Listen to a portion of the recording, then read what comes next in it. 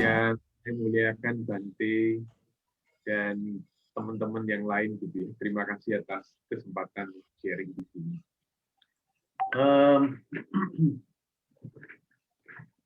Jadi kita kali ini mungkin banyak perumpamannya, ya, banyak ceritanya. Jadi saya langsung aja.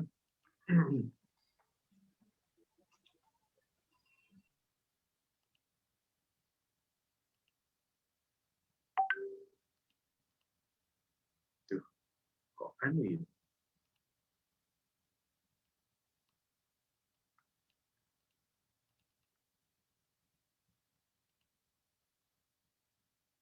Oke, teman-teman sudah lihat ya? Bisa kelihatan ya? Bisa Pak Steve, jelas Pak Steve. Ya, oke.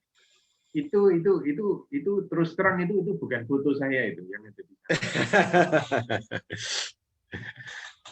Kebetulan show-nya saja yang sama. Oh gitu ya Pak Steve ya. Oh. Nah, saya mau cerita dulu nih tentang, kita mulai dengan cerita gitu ya. Tokoh ini adalah salah satu tokoh yang sangat luar biasa. Gitu ya. Saya saya baca tentang tokoh ini pada waktu saya masih SD, dan makin lama kisah tentang beliau ini makin luar biasa. Namanya Rahwana. Saktinya itu luar biasa sekali. Nah ini beliau adalah raja di sebuah negara. Nah, ini adalah ibu kotanya ya, Langka. Nah, ibu kotanya itu begitu dahsyat gitu ya, sehingga menandingi kemegahan dari surga loka yang ditinggali oleh para dewa-dewa.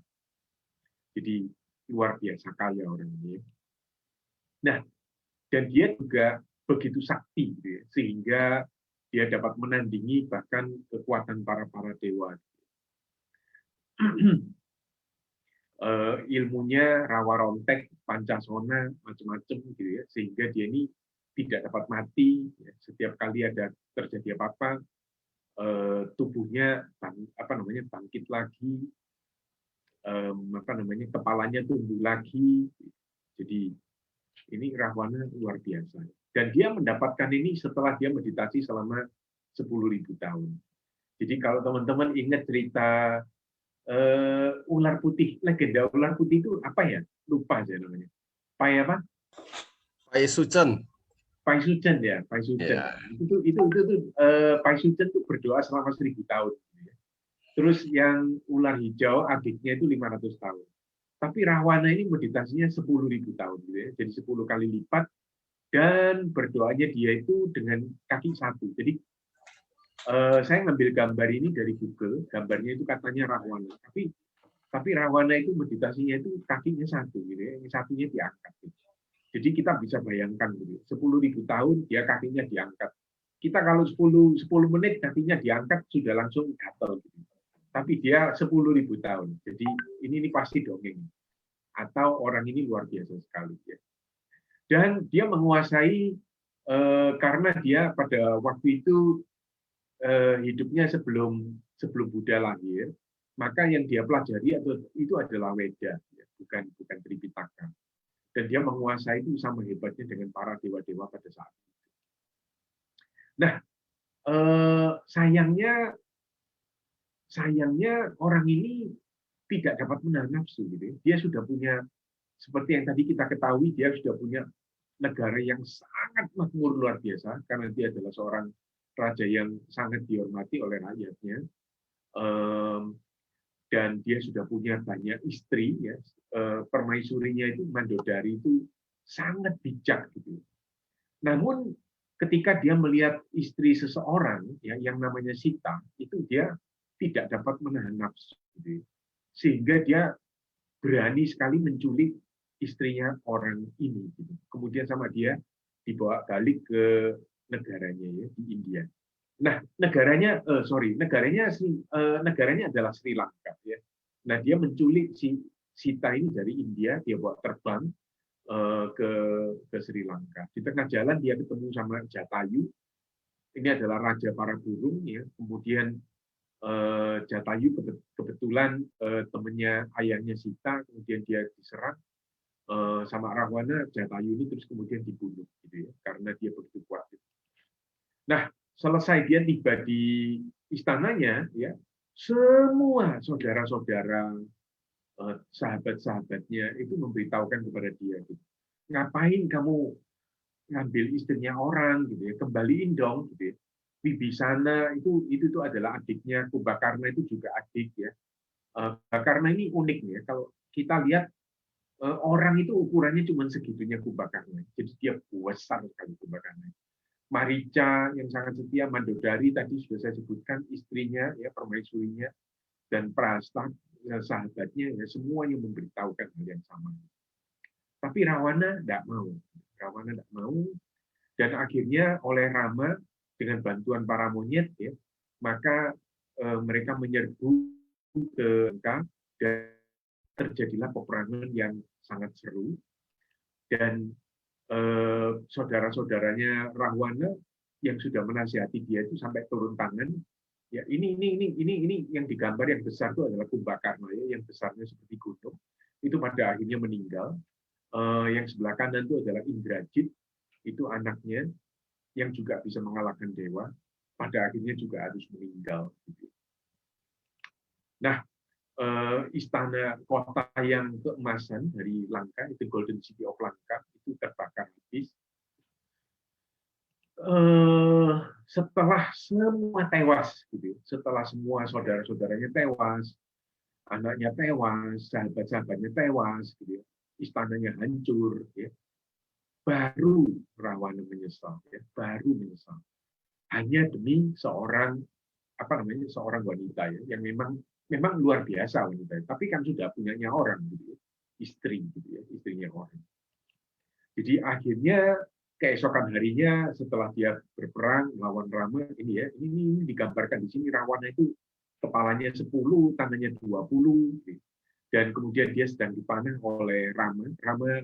Rama memanah dengan Brahmastra ya, yang didapat dari Dewa Brahma, yang sekali dilepas itu akan terus mengejar yang jahat.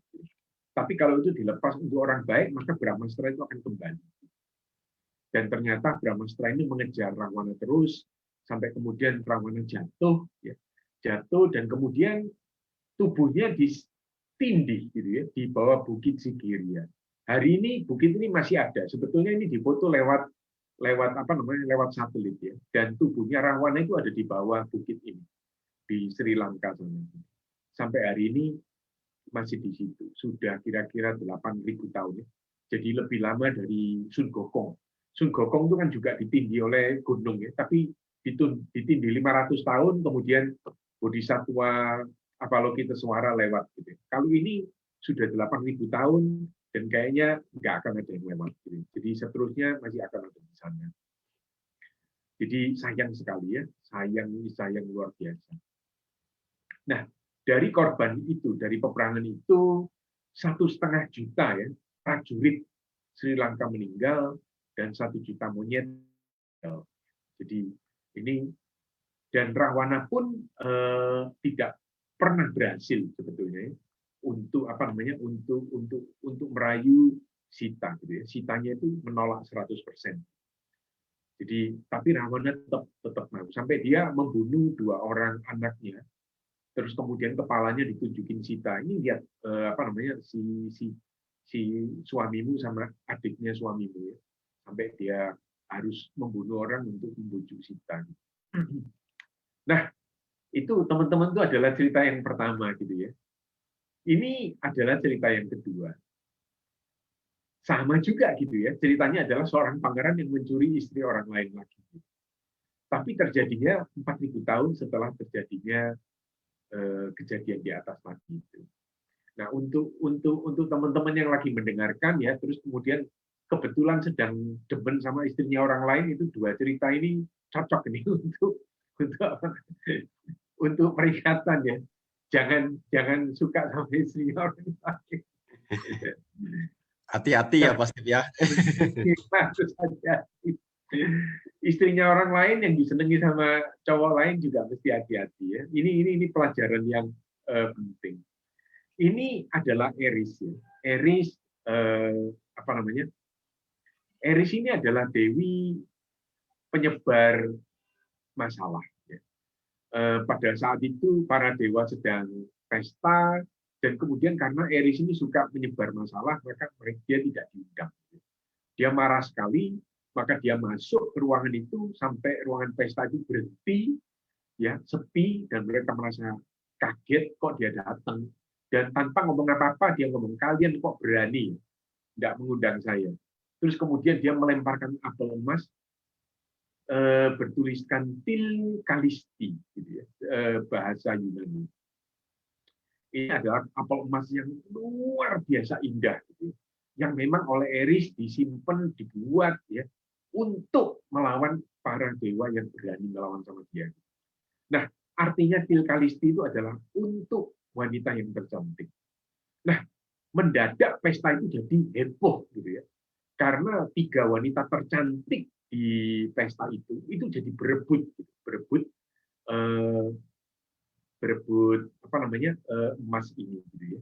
Nah, kepala para dewa, Zeus, gitu ya, cepat-cepat ngambil emas ini, terus kemudian dia minta anaknya Hermes ya, Hermes itu untuk pergi mengunjungi seorang pria, Paris. Nah, ini adalah Paris, gitu ya. Ini adalah Paris. Ini adalah Hermes. Hermes ini mungkin kalian pernah melihat patungnya ya di mana namanya di Jalan Juanda.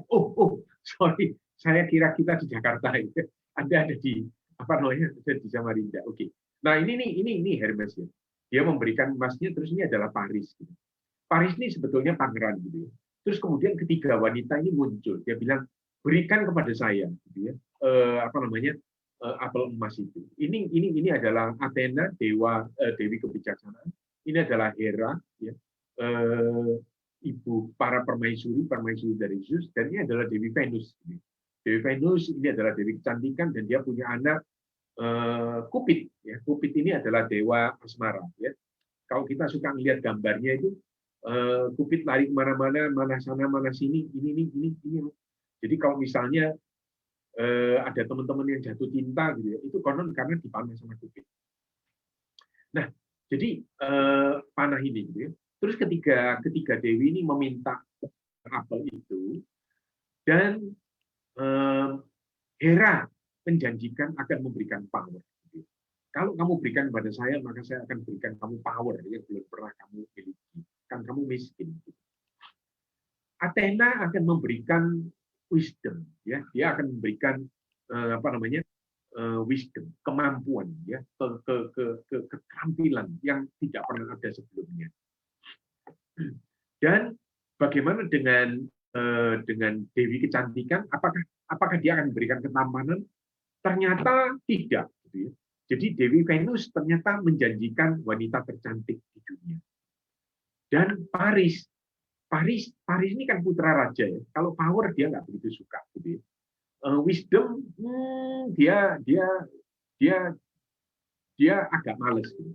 Tapi kalau dikasih wanita tercantik di dunia, wah dia tertarik. Gitu. Jadi akhirnya apel emas itu dia berikan kepada Aphrodite ya, atau Venus.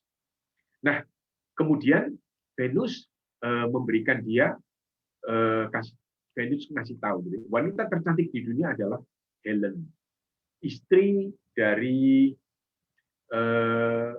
wah saya agak lupa, tapi nanti tulisannya ya, karena kemudian ke Paris pergi ke suaminya si Helen, ngomong-ngomong, terus pada saat suaminya pergi, Helen itu diculik gitu ya, sama si Paris, dibawa lari ke kapalnya. Kapalnya pada waktu itu sudah ada prajurit-prajuritnya, ya, terus kemudian dibawa pulang ke negaranya, Troya. Ini seperti yang saya katakan, ya, Paris ini adalah pangeran, sehingga dia juga cukup cakep. Saya minta maaf ya kepada gambar-gambarnya ini karena saya mengambil dari lukisan, dan zaman dulu itu lukisannya itu telanjang semua. Saya nggak ngerti apakah baju mahal atau gimana gitu, sehingga lukisannya itu kok telanjang semua. Tapi jadi Pak Helen juga jatuh cinta gitu ya, kepada Paris. Jadi mereka bermesraan gitu.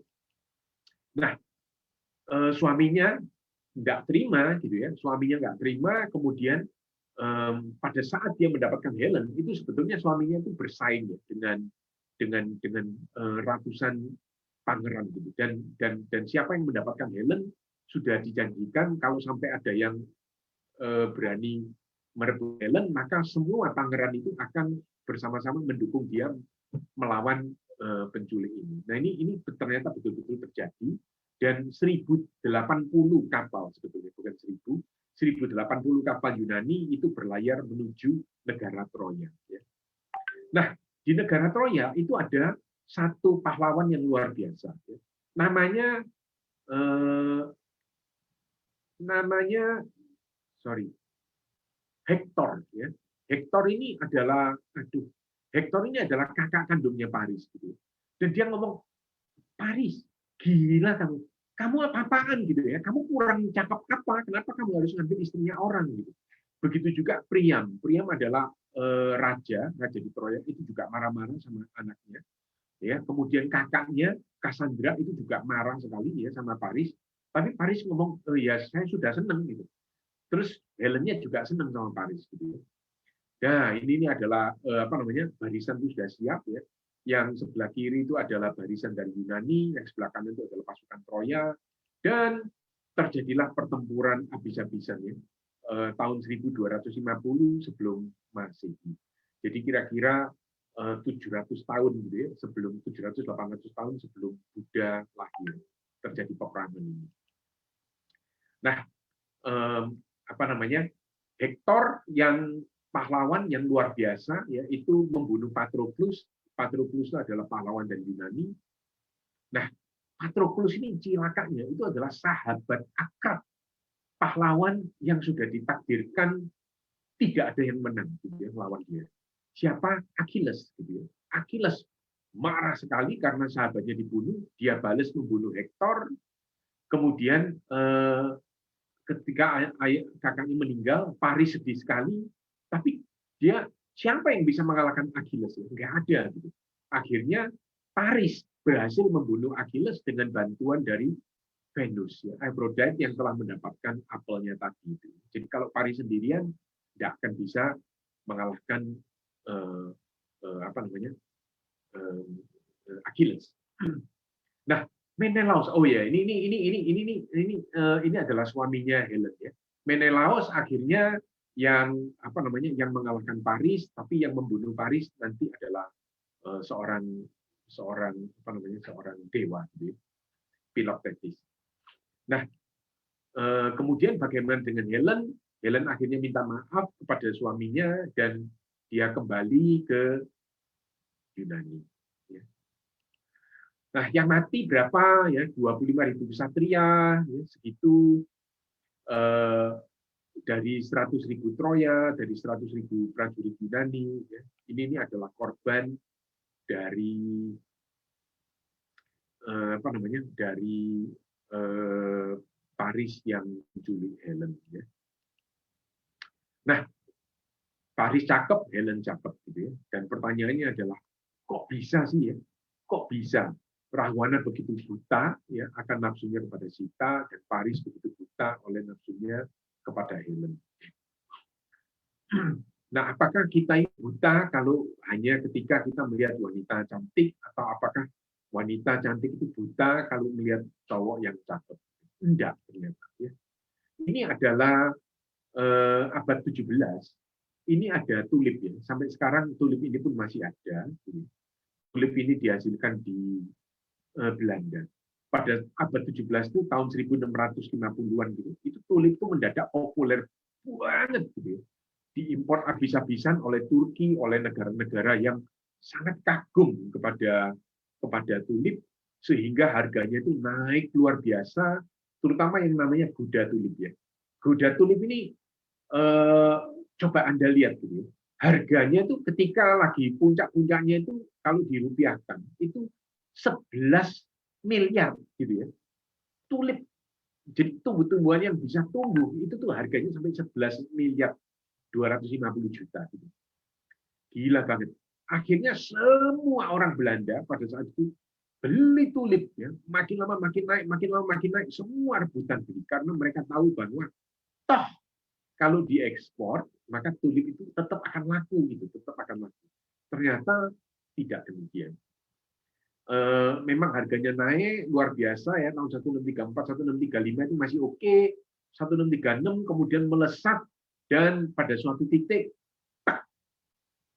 pada suatu siang mendadak ketika orang-orang sedang pesta, sedang minum kopi di kafe-kafe, happy gitu ya, karena kekayaan mereka meningkat dengan luar biasa, mendadak ada yang bilang bahwa harga tulip turun. Turun ke berapa? Dan turunnya itu luar biasa sekali. Jadi dalam saat yang hampir seketika itu turun menjadi tinggal beberapa, dari 11 miliar ya, kira-kira tinggal menjadi beberapa ribu rupiah. Jadi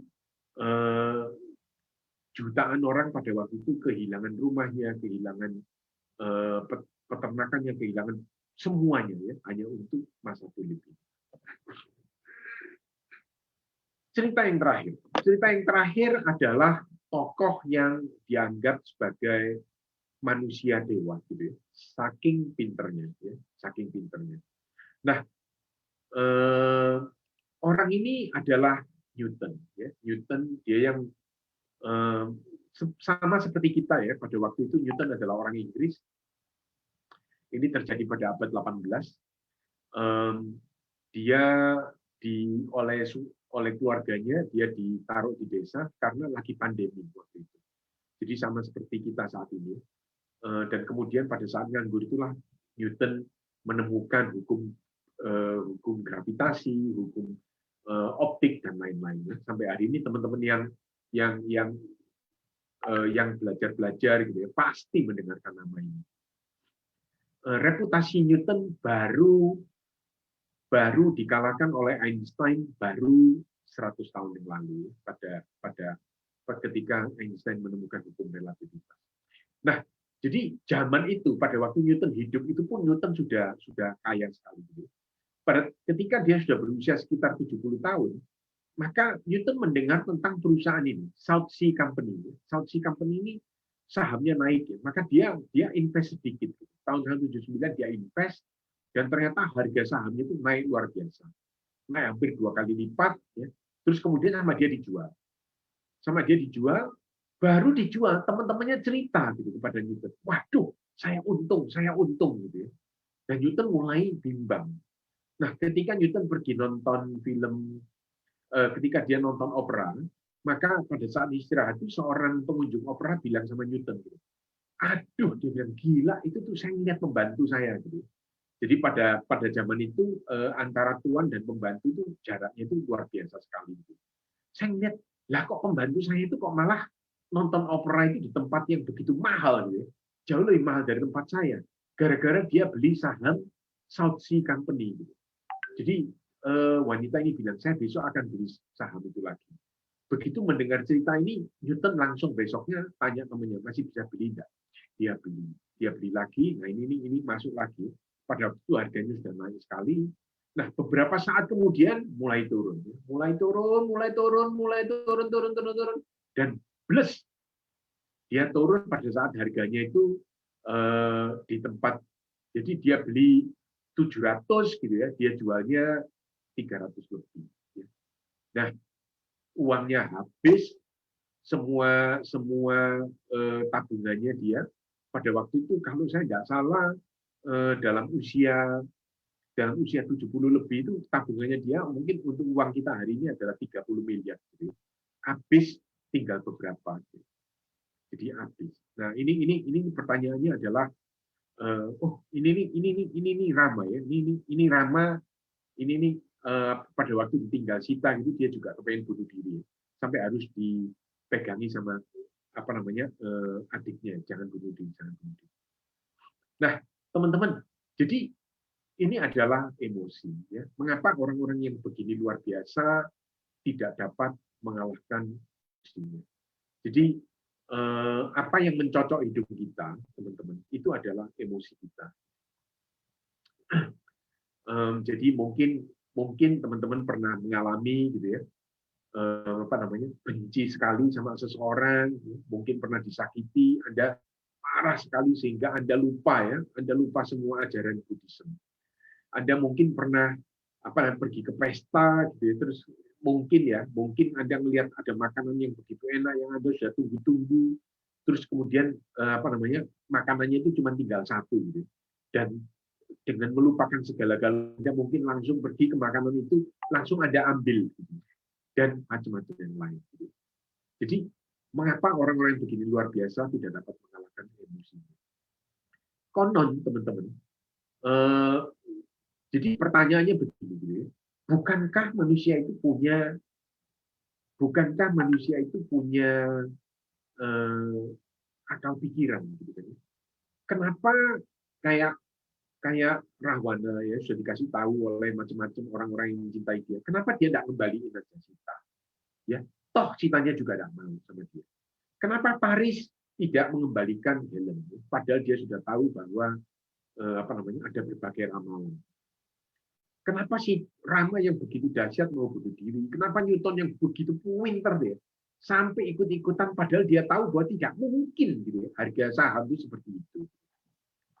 Itu kenapa? Kenapa ya kita ini kok bisa sampai emosi seperti ini? Nah, yang agak baru ini adalah kasusnya Kaisang sama pacarnya gitu kan ya. Mungkin teman-teman lebih tahu gitu ya, yang itu. Kok bisa sampai ibunya siapa namanya pacarnya Kaisang itu? Felicia atau apa? Felicia ya namanya. Wah, kurang hafal nih pasti. Oh iya, mungkin Patty hafal mungkin ya. Patty yang hafal tuh. Iya betul, Felicia. Nah, terus dia akhirnya seneng sama cewek siapa itu namanya? Nadia. Nadia, oke. Nah, oh sebentar. Kok sampai Kok sampai ibunya Felicia itu begitu marah gitu ya, sampai kemudian masuk ke sosmed ya, terus macam-macam gitu ya, dan oleh orang-orang sosmed langsung digunakan ya kesempatan ini untuk menginterview Kaisang dan lain-lain. Nah, sebetulnya teman-teman, saya mau tanya ya, Anda di sini pernah nggak Anda menyesal?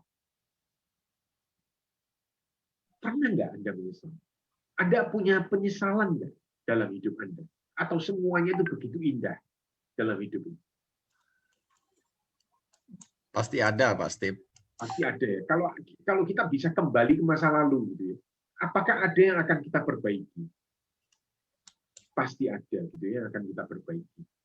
Nah, hampir pasti, gitu ya, hampir pasti semua penyesalan kita itu munculnya adalah ketika kita tidak dapat mengalahkan emosi kita.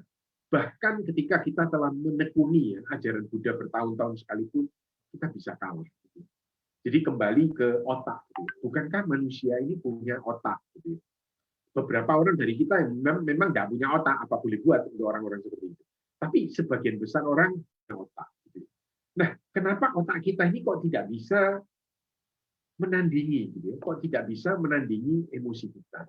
Apa yang terjadi? Ternyata, teman-teman, menurut saintis, menurut psikolog, menurut neuropsikolog, gitu ya, kekuatan emosi kita itu, percaya nggak percaya teman-teman, 9.000 kali lipat lebih daripada kekuatan otak kita, gitu ya, kekuatan pikiran kita. Karena itulah maka semua nasihat-nasihat itu kalau kita kadung emosi, gitu ya, itu sudah sangat sulit untuk dihalangi. Maka itu Anda mungkin Anda dengar macam-macam cerita gitu ya. Tetangga si ini lah kok bisa dia ninggalin suaminya atau ninggalin istrinya, itu karena emosi gitu. Kok bisa dia membunuh si ini, membunuh si itu. Betul-betul itu adalah kekuatan emosi yang luar biasa. Di gambar ini emosi digambarkan seperti angin typhoon gitu. Ketika dia telah masuk ke dalam diri kita, maka hampir tidak ada yang dapat kita lakukan. Nah, ini adalah gambar gitu ya, tentang tentang perasaan, tentang emosi. ini perasaan kita ini netral di sini ya, antara cocok sama nggak cocok di situ gitu ya. Nah, ini kalau sangat sangat suka ya, dan kalau ini sorry, ini dulu ya. Ini kita lihat ini dulu. Ini adalah batas gitu ya, teman-teman ya. Jadi kalau perasaan kita ini netral, cocok, tidak cocok, ini maka kita masih tenang hidup kita. Begitu kita melewati ini, begitu perasaan kita melewati batas ini, maka kita mulai tidak tenang, teman-teman. Ya, batas ini. Nah, begitu kita masih tetap turun terus, teman-teman. Kita masuk ke titik buta, gitu, di mana kita tidak bisa berpikir lagi. Apa yang terjadi? Betul-betul di otak kita sendiri secara fisik, otak kita yang logika itu tidak bekerja lagi, gitu, dikalahkan oleh amigdala dari bagian otak yang menguasai emosi. Gitu. Jadi apa yang terjadi kalau kita terlalu suka, ya, sehingga kita sangat kepingin memiliki, atau kita terlalu benci, gitu. Kalau kita terlalu benci, teman-teman, maka kita ingin menjauhi. Ya. Kenapa? Sumbernya sama, ya. Kalau kita terlalu suka dan kita sampai lupa diri, kita mengira bahwa kalau kita memiliki seseorang, kita memiliki mobil, kita memiliki perusahaan itu, kita memiliki saham, maka kita akan bahagia. Kita menganggap bahwa suatu barang begitu kita miliki, maka otomatis akan membuat kita bahagia. Jadi perasaan bahagia yang kita inginkan itu kita anggap sama dengan memiliki barang. Sama ketika kita benci sekali sama orang, maka kita, waduh, mau ini mungkin nanti seperti Felicia sama Kaisang, begitu didekati Kaisang, mungkin dia sudah langsung kepingin menjauhi. Dia merasa bahwa menjauhi itu bahagia. Tapi kan ada cerita apa ya? Benci tapi rindu ya. Itu tuh cerita apa namanya? Lagu beberapa ribu tahun yang lalu gitu. Jadi pacarnya itu benci tapi juga rindu. Ya, mungkin Felicia begitu, enggak tahu lah. Jadi yang saya maksudkan itu adalah bahwa kita harus menjaga perasaan kita.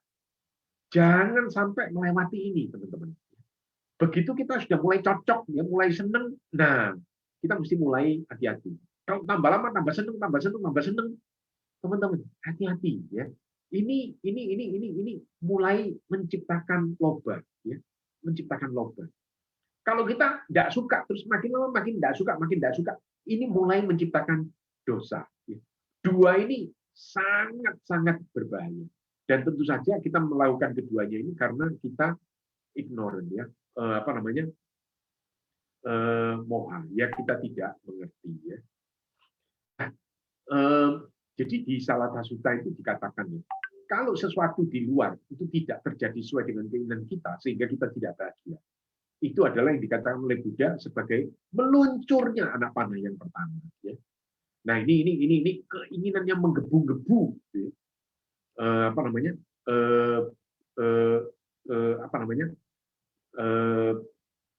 Nafsu yang membakar, gitu. Nafsu yang bakar seluruh diri kita itu adalah anak panah yang pertama. Nah,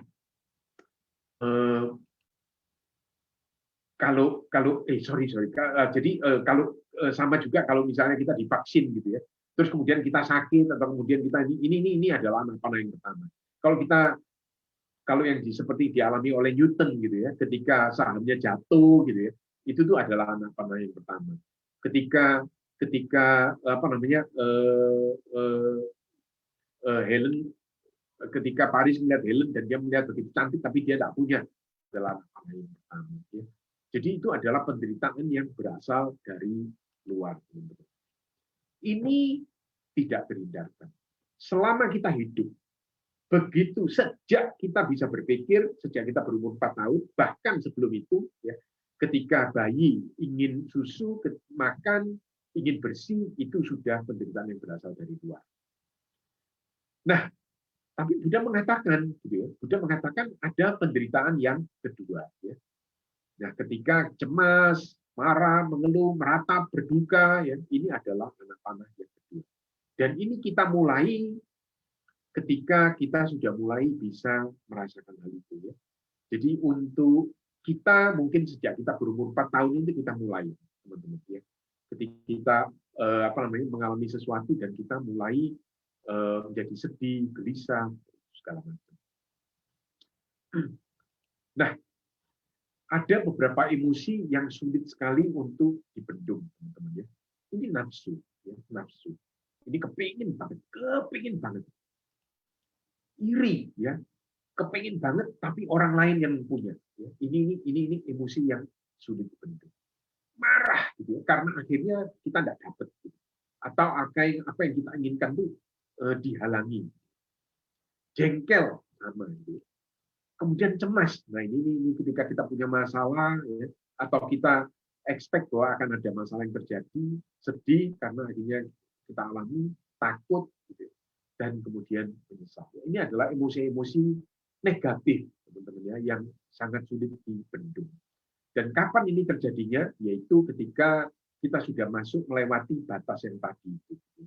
Kalau kita biasa-biasa aja, sampai kapanpun kita tidak akan mengalami kedelapan emosi. Tetapi ketika kita sudah tembus melewati batas yang tadi itu ke bawah, maka emosi ini mulai terjadi. Nah, jadi pertanyaannya kapan ya penderitaan dari luar ini akan berakhir? Misalnya saham yang kita beli jatuh, kita mendadak kena COVID, orang yang kita sayangi meninggal, sahabat lama kita mendadak pergi menjauh, ya kapan ini akan berakhir? Nggak pernah, ya teman-teman ya. Dan inilah yang dikatakan oleh Buddha juga, yaitu suffering itu ya ini. Begitu kita lahir, kita pasti akan mengalami penderitaan. Apakah kita akan mengalami kebahagiaan? Akan, ya, tetap akan berakhir kebahagiaan. Jadi menderita lagi, gitu. Jadi memang akan begitu. Nah, kapan penderitaan dari dalam ini akan berakhir? Kapan cemas berakhir, takut berakhir, benci berakhir, segala macam?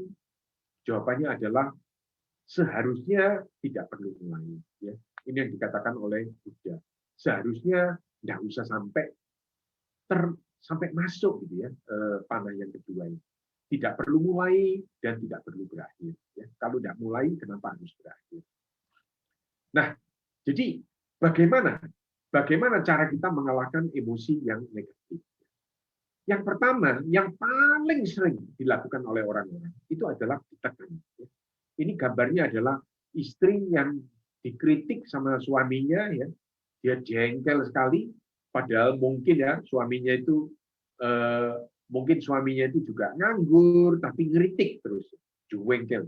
Tapi demi rumah tangga yang bahagia udah diem aja, dia jengkel sana.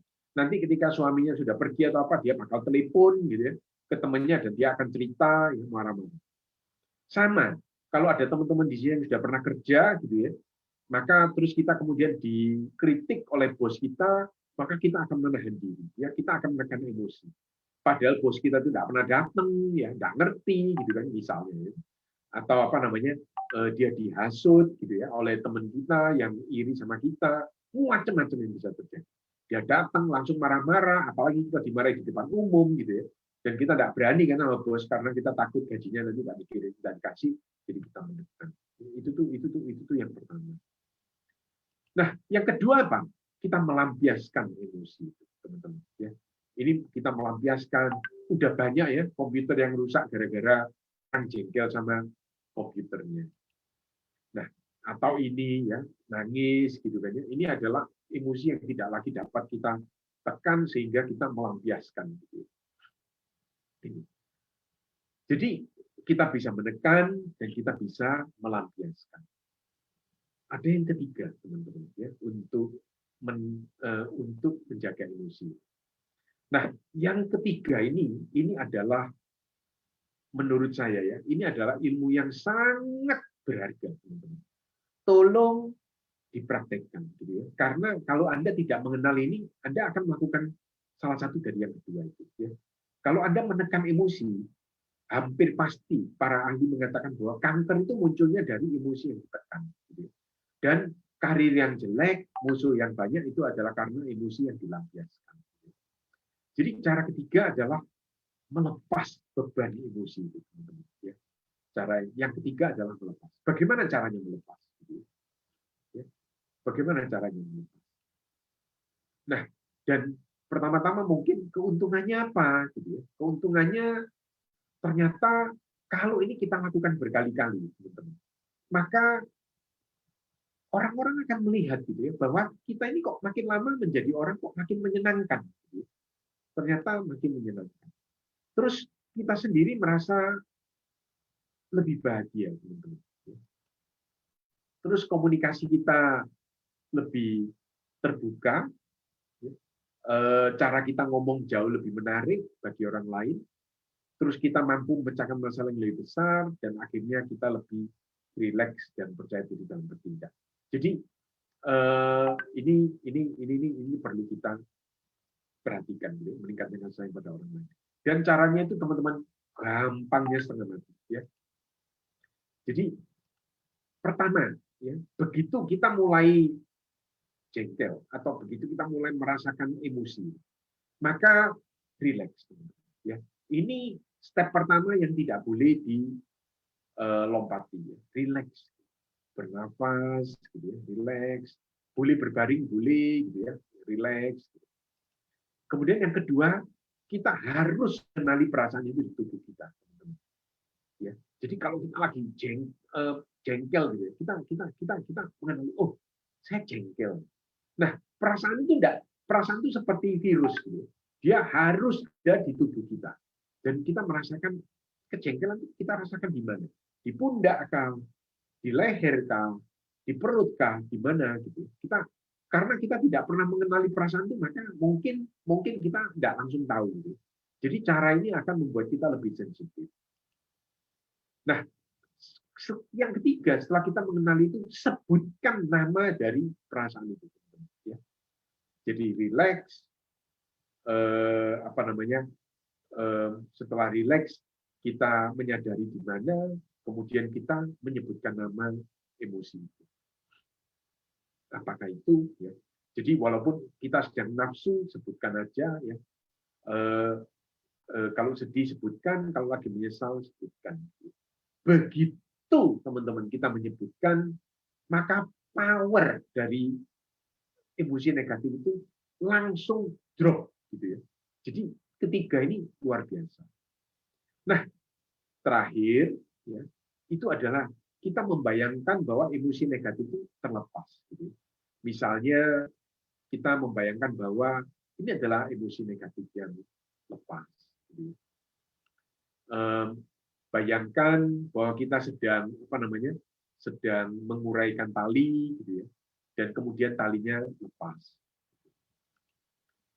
Bayangkan misalnya kita sedang membuka kotak, gitu ya, dan begitu kotaknya terbuka, langsung emosinya lepas. Atau bayangkan bahwa